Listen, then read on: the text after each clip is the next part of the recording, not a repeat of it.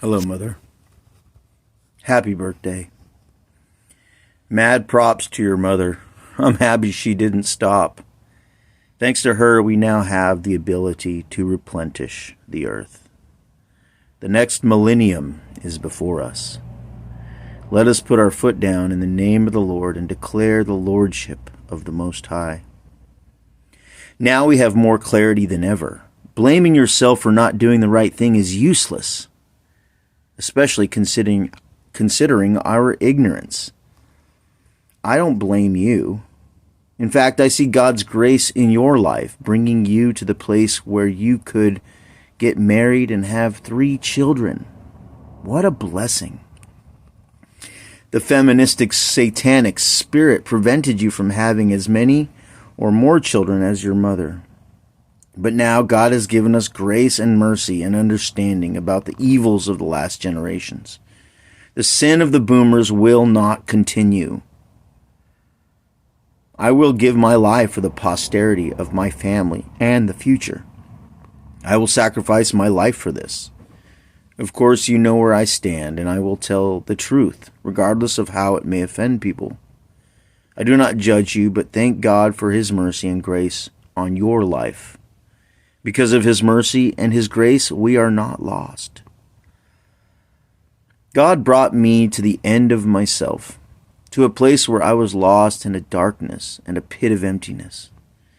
And He will probably do it again and again as long as I have breath.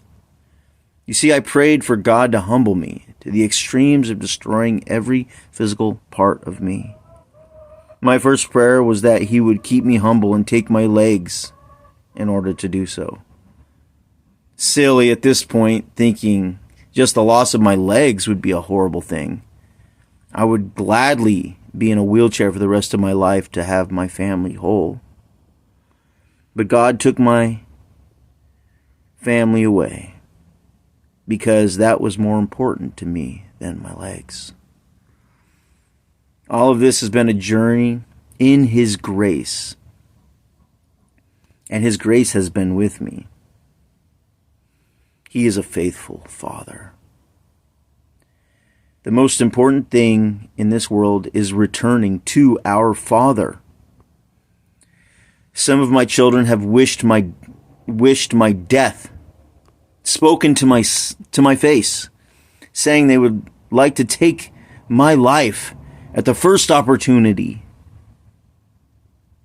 I see this as a generational sin. My anger towards you when I was 13 or 14 or 15, it is death.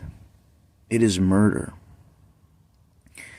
The devil determined to destroy the bonds of brotherhood and separated us when we were children, me and my brothers.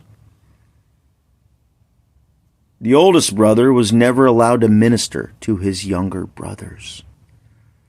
He was never allowed to sharpen his iron with their iron. Now some are lost, but not without hope, for we are all lost.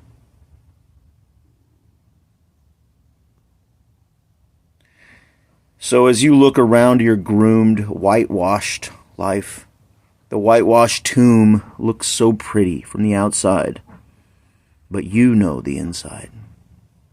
I love you, and I plead with you to give it all up. Lay it all down. You have time. There is still life in your bones. There is still sanity in your mind. Be real with me, Mother. Be attentive to the Spirit. Go forward. Do not shrink back. Do not fear social shame. Do not fear what even the most precious to you will say. It is important, so important, that you be a pillar of truth in your end days. If our life is but a vapor.